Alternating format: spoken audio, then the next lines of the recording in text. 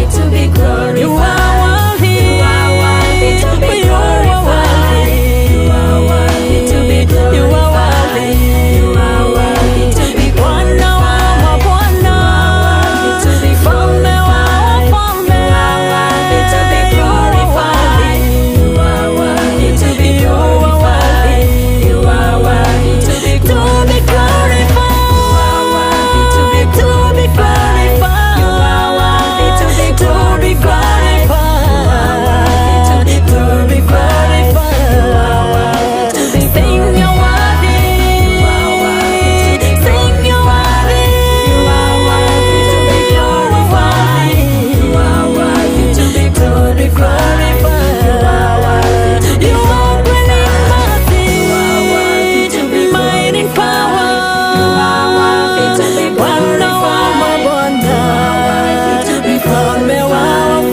are worthy to be glorified.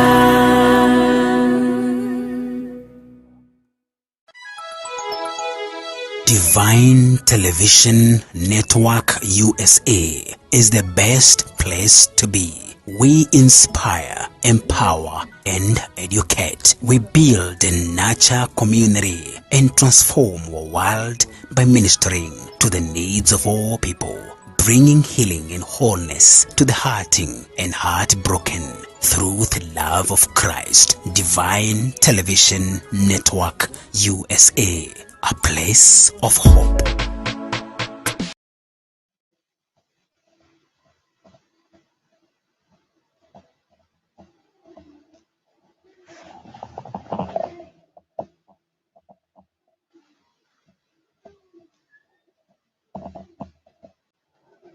Merry Christmas to all of us who are watching today.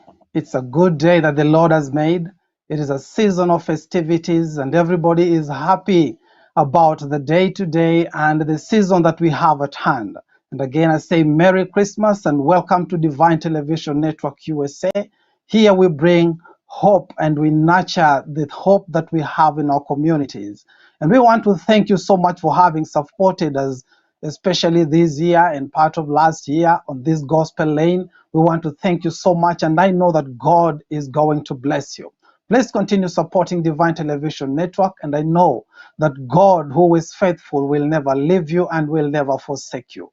We want to thank God for all the crew of a Divine Television Network, our very own evangelist Sarah Mbogo. And you can check out Evangelist Sarah Mbogo even on our Facebook and on YouTube. And you will watch us live and you will catch all these shows that will bless your life. Today on Gospel Lane, we want to speak about Christmas. And I know that we are excited about Christmas. What I'm praying is that God will be able to visit you. God will be able to speak into your heart exactly what He desires to speak to us in this season. And I know that everyone who is watching is excited about this. And if it blesses your heart, share this link with your friends and relatives. Share with them on your social media platforms so that they can also be blessed even as we share this message of Christmas. Merry Christmas and welcome again. Allow me to pray with us even as we start. Father, in the mighty name of Jesus Christ, we thank you and we glorify your name that you gave us such a lovely gift of Jesus Christ. In Him we have life, in Him we live. In Him, oh Father, we are hopeful about tomorrow. Father, I thank you for those who are watching, that Father, Lord, even through this message, that you are able to visit with them. You're able to touch their lives, that they will never remain the same again. Thank you, Father, and let your name be glorified now and forever. In Jesus' name we pray. Amen. You can type amen together with us. You can also wish us a Merry Christmas on the comment section, and we know that God will bless us in the name of Jesus. So today we are speaking about making room for the King. We are making room for the King. My question is to you, have you made enough room for Jesus Christ? Have you made enough room in your heart, in your house, in your business, in your church? Have you made enough room for Jesus? So we're going to look at the message of Christmas, but through the lens of John 3:16. So the message that we are preaching from is through John John 3:16, a familiar scripture that I know most of us can say of heart, but I would pray that we read it together even as we start. And the Bible says in the book of John chapter 3 and verse 16, "For God so loved the world that he sent his only begotten Son, that whosoever believes in him shall not perish, but have everlasting life." Anyone who believes in Christ Jesus, God gave the gift, and the gift was Jesus Christ. We have to believe not in God through straight to God, but we have to believe in God through Jesus Christ. We have many people who believe in God, people who believe in gods, many people who believe in other ideologies that would make them reach God. But the only way is one, and the way is Jesus Christ. And that is why he came. He did not just come to be born in a manger. He came for a purpose. He came for a goal.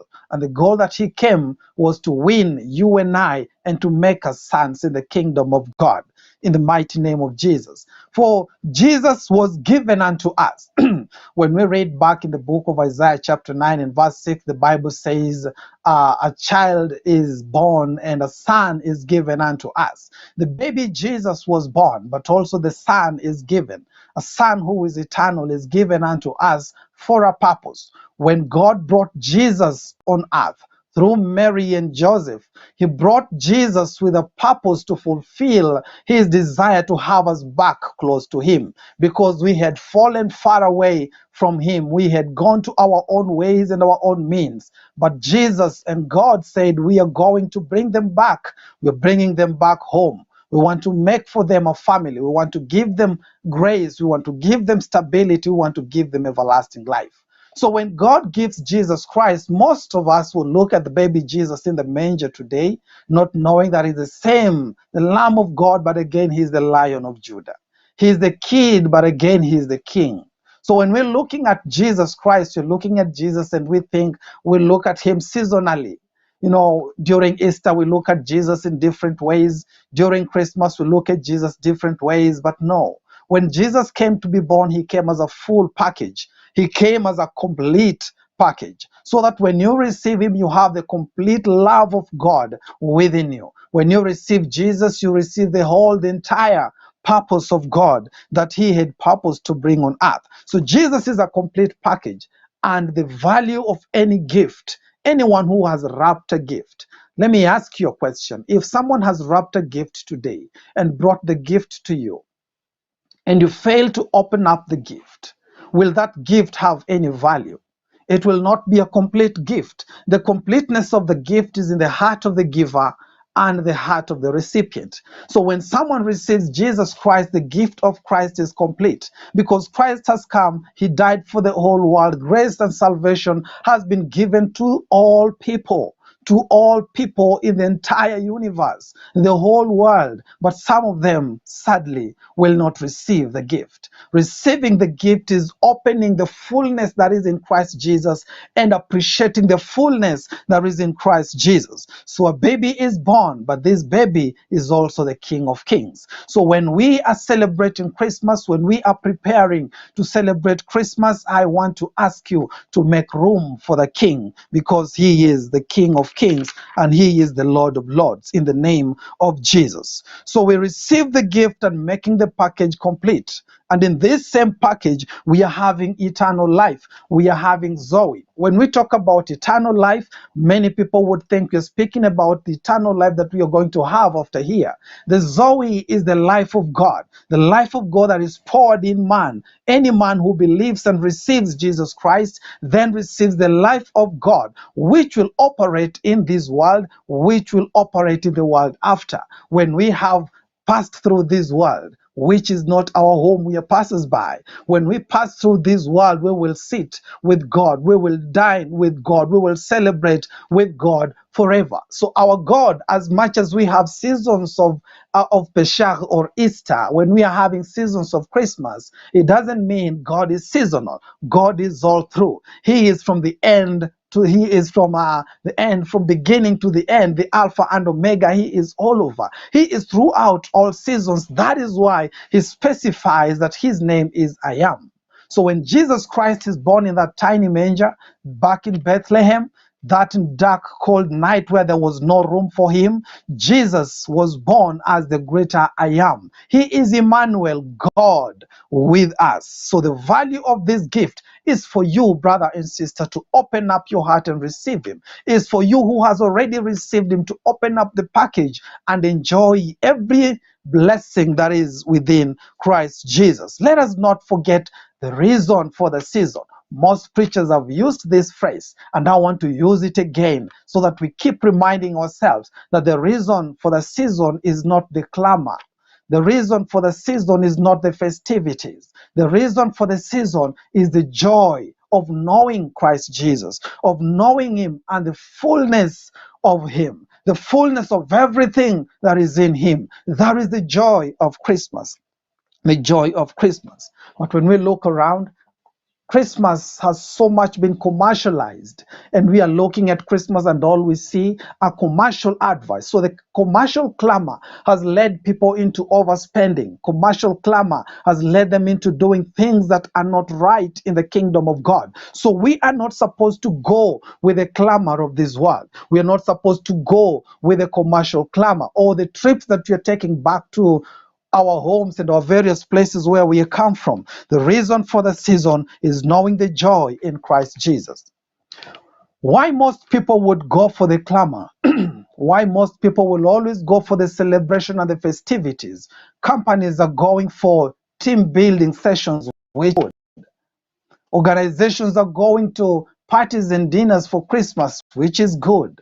So all this is happening, but you will realize, you will realize that man has done this because he wants to vent out.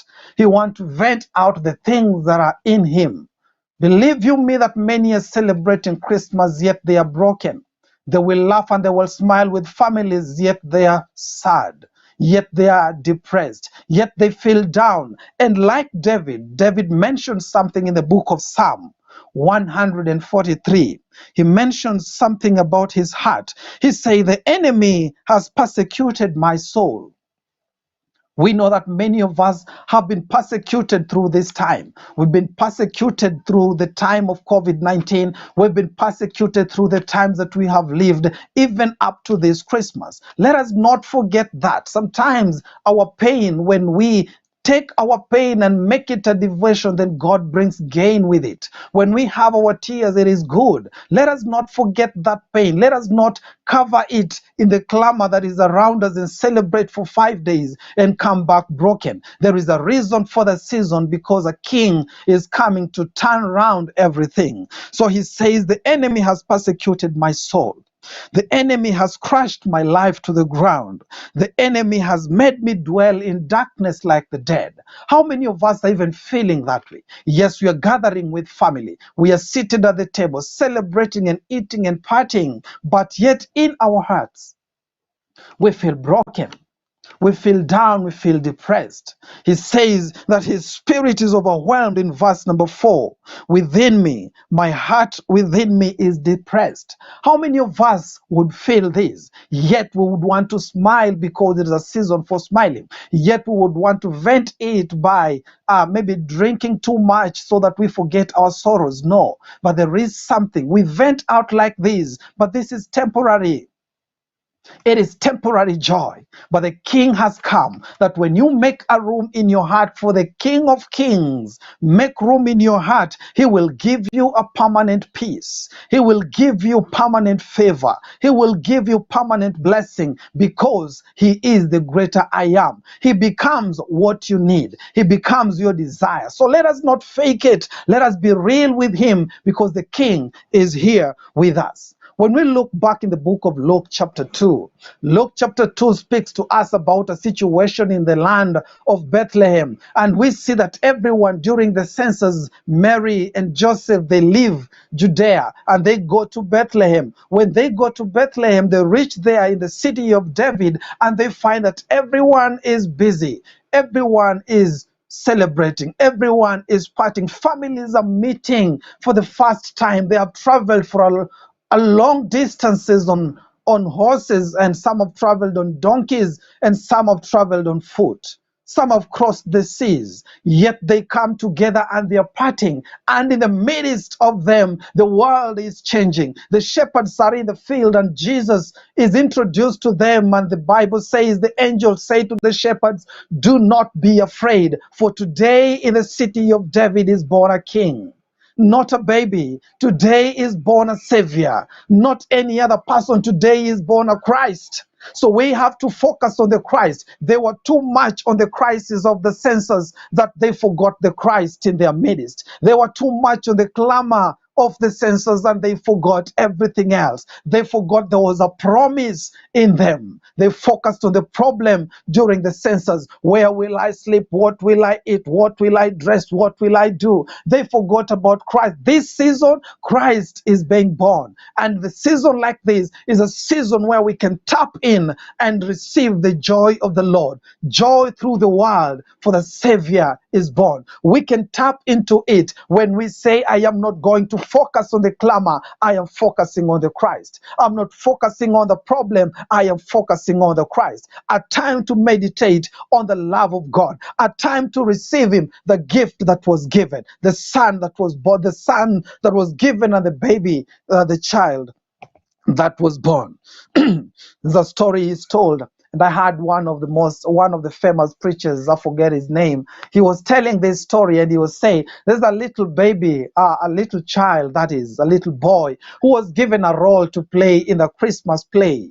When he was given this role, he was rehearsing, and his part was the innkeeper. So he practiced each and every day. He practiced every night. During every time that he was walking, he was practicing the 4 words that he was going to say. Then came the day of the play, and the play went on, and then the cue for him to come in came. Joseph came knocking at the door with Mary, pregnant with a baby and heavy and tired from the long journey, and knocked upon the inn door, and this innkeeper opened the door. And they were asking, is there room for us in here? Then the little boy said the famous words that would crush anybody's heart. There is no room. When he said this, Joseph turned away to go. And when he was going, this boy became very sad. Then followed and said, Sir, wait a minute. When this Joseph and Mary turned around to see what the boy had to say, he said, I know I said there was no room, but you can have mine. You know, the story of this young boy, though it was just a play, it inspires me. Yes, there is no room. There is so much debt. There is so much parties. There is so much gathering. There is so much coming together.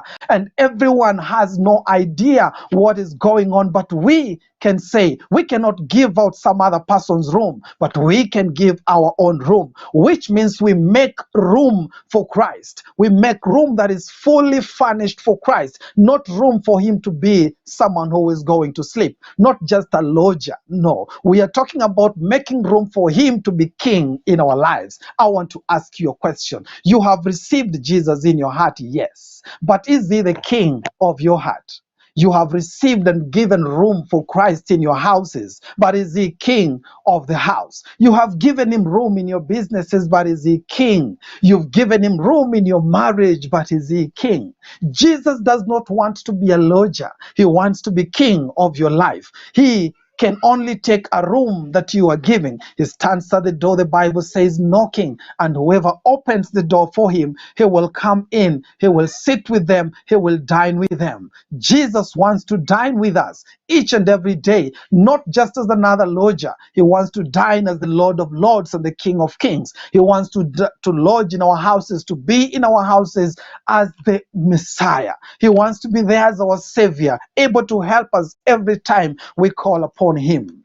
So when we look through the Bible, we have people who made room for God, or for God's people. When we look at Abraham in the book of Genesis chapter 18, we look at Abraham seated down at the terebinth tree.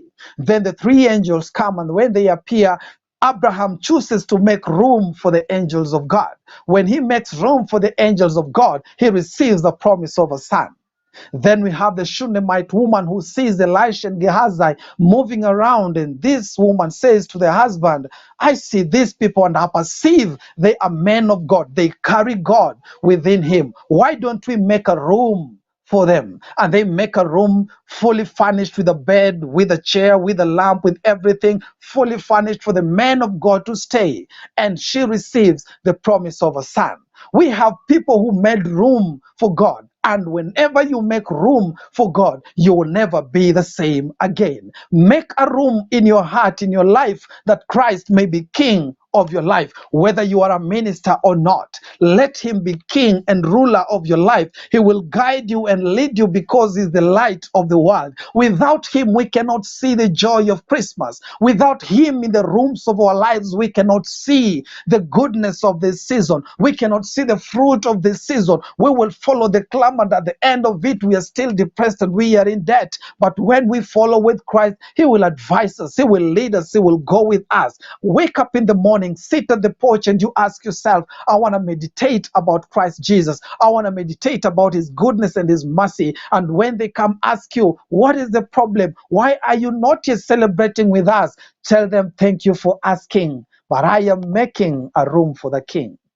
You have to make a room for the king. Set yourself apart, even in the clamor, and receive the King of Kings and hear from him, learn from him. Let him guide your life. For the Bible reminds us that as believers, we do not live as we are. Galatians chapter 2 and verse 20, the Bible says, for the life that I live by faith in Christ Jesus, who died for me. He came and took my place, so that the life that I live today, it is not my own. It is Christ's life in me. Christ lives through me. When Christ lives through me, he lives in peace. When he lives through me, he lives in favor. He lives in grace. He lives in everything. Let us make room for the king. When people are asking you, just tell them, thank you for asking. I am making room for the king. Let them not pull you and push you and shove you around and tell you, oh, it is time to move out. It is time to go to the bar. It is time to go for celebration. It is time for... No, settle down. Move away from the clamor and tell them, I am making room for the king. In this season, we can be very stable. We can be very stable in the name of Jesus Christ. Now, when we make room for the king, there are many, many, many things that we can receive. There are many, many rewards that we can have, because the Bible says, when I have Jesus, when I have God, I have everything. In him, everything consists. In him, I have all joy. In him, I have all peace. In him, I have the issues of life. In him, I have everything that I ever need. So Christ is all that we need, and not Christ the baby. We need Christ the baby and Christ the king. We don't just need the seasonal celebration. We need him all throughout our lives, that we may be able to celebrate in joy, knowing that Christ is our Lord and he is our Savior. In the mighty name of Jesus, I'm tempted to say Merry Christmas again, because I feel joy in my heart just to share with you this. Now let's go through what receiving Christ in our hearts will do, what making him king in our rooms will do. When we make room, we deliberately make room, because God deliberately provided for Jesus to come, and therefore we have to deliberately provide room for him, fully furnished. And one thing that we receive the promise of a family. Do you know that the Bible tells us in the book of Ephesians chapter 2, when we read from verse 13, that we were aliens from the commonwealth of Israel?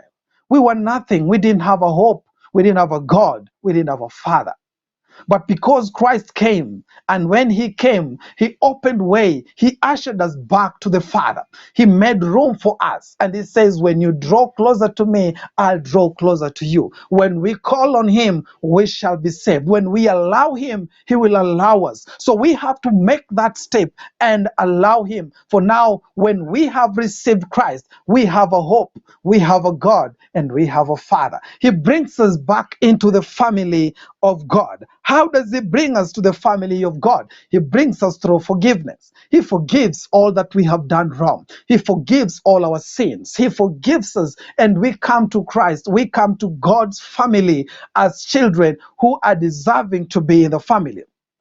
No time in the Bible have I read where God calls us the adopted sons. No, the adoption was part of the process of redemption. But once we are in the house of God, He just calls us sons. Jesus is the firstborn of all sons. He calls us daughters. We become daughters, not adopted daughters. No, He calls us daughters and sons in the kingdom of God. And once we are forgiven, we need to get into that room. We need to get into that house, get into that family with the confidence that the Bible tells us in Romans chapter 8, verse 1, there is therefore now no condemnation for those who are in Christ Jesus. Make room for Christ. He will usher you into the family of God. In this family, there is fullness of joy. In this family, there is everything that we ever need. When we come there, we don't think about our past because our past is gone. Everything at present is new. Everything that was there is gone. Every wrong thing that was, every weakness that was there, everything that was there is gone. And all we are having is newness in Christ Jesus. We are a new creation according to the book of 2 Corinthians chapter 5 and verse 17. We are made sons, the Bible says, all who receive. The Bible says in John 3:16 that we should believe in Christ Jesus and receive eternal life. In John 1:12, it says, all that believe are given the right to become sons, to become children in the house of God, in the name of Jesus. And not only that, we are ushered into the family, we are made children, we are made sons, we are made daughters, and we are also made a royal priesthood, a blessed generation, according to 1 Peter chapter 2 and verse number 9. This is an amazing promise that we have. And at this season, we need to meditate and look at our hearts. Did I go away from the family of God? Did I move further away from the family of God? Did I discard Him? Did I leave Him alone? Did I do anything wrong? We need to go back, and He forgives us. He brings us back to the family, and we rejoice together with Him. The second thing that we receive in a season like this, because of the coming of the Messiah, is a shift of systems. We receive the promise of grace. You know, there was the law, but when Christ comes, now we have grace. The Spirit of God is upon us. And when we are living, we know we are living by faith in Christ Jesus, receiving what God is offering us. He's stretching His hand from heaven and He says, son, daughter, receive this. I give you grace. The grace of God is enablement. You know, when we are living, as I said earlier, people are broken. People have lost much. People are recovering their lives. People are getting depressed. But this is what we are saying. God, through Christ Jesus, because He came and we make room for Him in our houses, in our hearts, we receive the promise of grace. Grace enables you. Grace is the power that we need. That even in our weakness, we can rejoice and we can say, as David, that we say, I will let the weak say that they are strong. Praise be to Jesus. Let the weak say that they are strong. When we read in the book of 2 Corinthians chapter 12 and verse 9, the Bible says, my grace is sufficient for you, for in your weakness, in your lack, in your depression, in your darkness, in the things that you're not able to do, the strength of God, the strength of Christ Jesus, who came as a little baby, is made strong.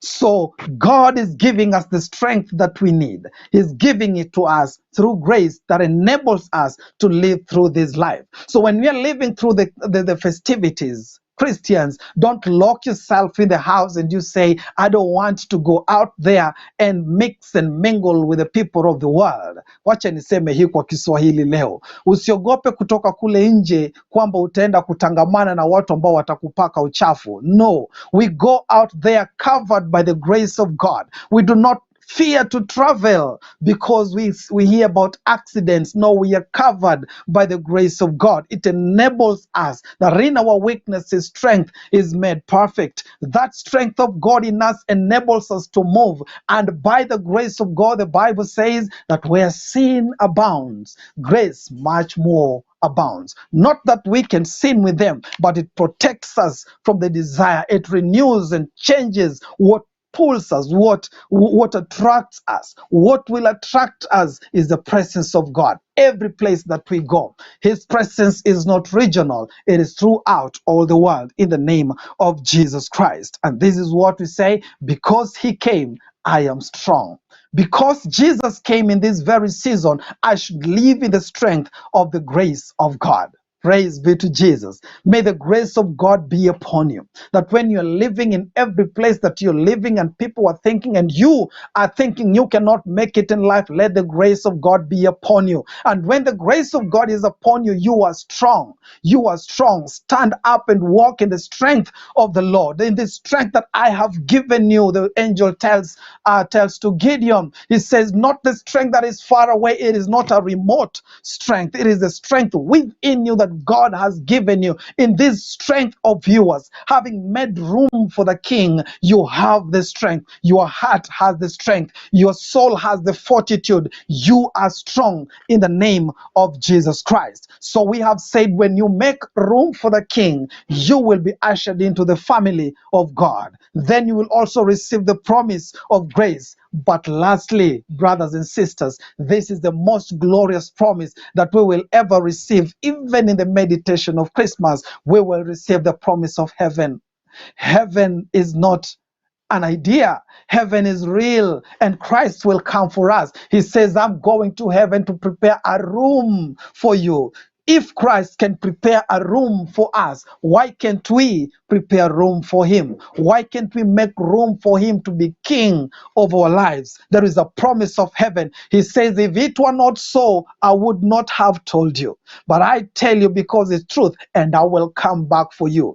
Jesus is coming soon. Let us not live reckless. Let us not forget the joy of our salvation in the momentary clamor of this season. Let us keep the joy of the salvation. Mingle with your family, but keep the joy of salvation and the focus that heaven is real. And one day we will run by grace and we will see Jesus face to face. This is not my race, it is by Christ Jesus that we can move even in this race. Brethren, the promise of heaven is true, and Jesus will come for us. In one day, it will be in a twinkling of an eye, and Jesus will be here, and we will be home with our Father. We will be home with entire people who have believed in Christ Jesus. So today I am asking us again, let us make room for the King. The King of Kings and the Lord of Lords is I almost saying bishering. He is knocking at the door,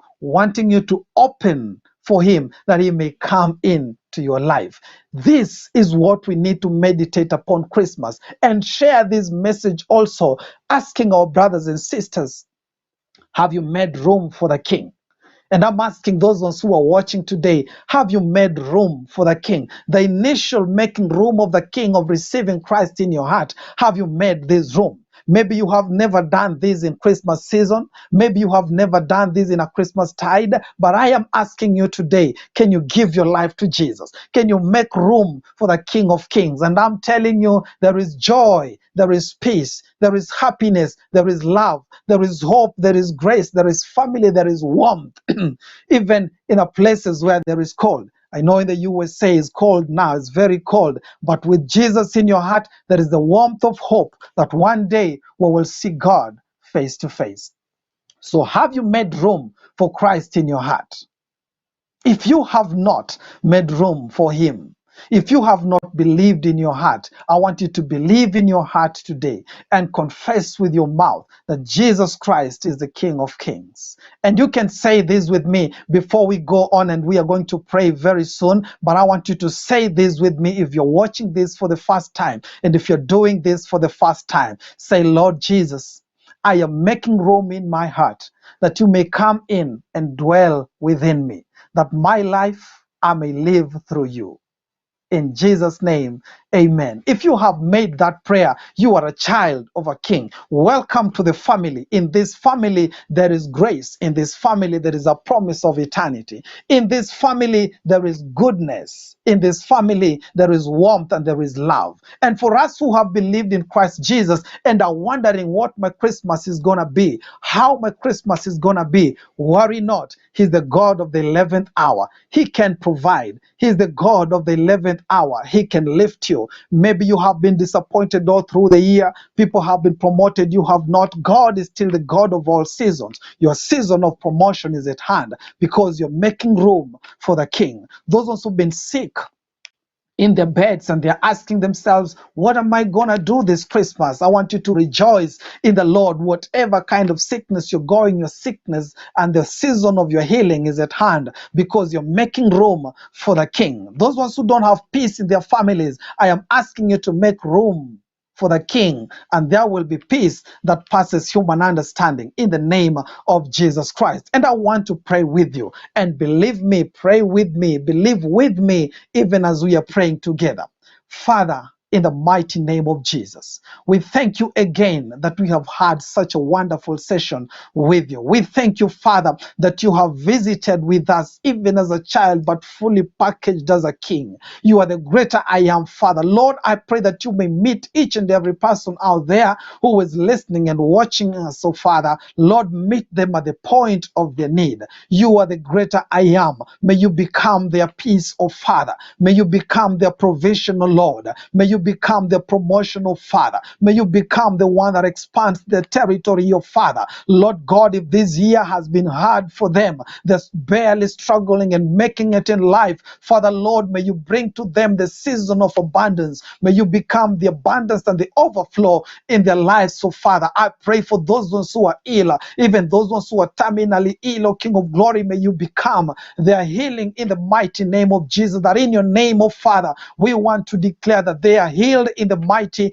name of Jesus. Father, we pray for those ones who are struggling with family issues, oh Father, Lord, as they make room, oh God, and desire that you may come into their hearts, Lord, that you may come, oh Father, and bring peace in their marriage and revive their love, oh Father, and boost their family, God, in the hope of tomorrow. Father, I pray that you may dwell with them, oh God, that you may show them the joy of salvation again, that you may return them, oh God, to the first love in the mighty name of Jesus. Reunite them, oh God. Some are fearful because they're traveling, oh Father. Lord, the protection of God and the blood of Jesus is upon them, oh Father, and they are covered by the grace of God. No accident, no incident, oh Father, shall hurt them, oh Father. Even as they travel, they are safe and secure under you because they have made room in your heart for you, oh Father. Lord, I pray that even in our country, we have political clamor. May you become the God of this land, oh Father. May you arise, O King of glory, and set the system straight, oh God. That even as we pray for peace, oh Father. We pray for peace in the name of Jesus Christ. In every region, in every county, God, even across the borders, oh Father. We pray for peace in the mighty name of Jesus Christ. Father, we thank you. We lift you and we glorify your holy name. Amen. You type amen with us. If you have not wished us a Merry Christmas, wish us a Merry Christmas and continue supporting Divine Television Network. That has been our time for today on Gospel Lane. I am Teacher Masai, and I want to wish you a Merry Christmas. I wish I could sing like my sister Sarah would sing for you today, but I pray that God will bless you, that God will keep you, that his face will shine upon you, that everything that you do, God will bless. He will expand your territories. I speak promotion to you, expansion to you, healing to you, and blessings all through, because the King of Kings has received room in your heart. Thank you, and God bless you. Merry Christmas. To be glorified. You are worthy to be glorified.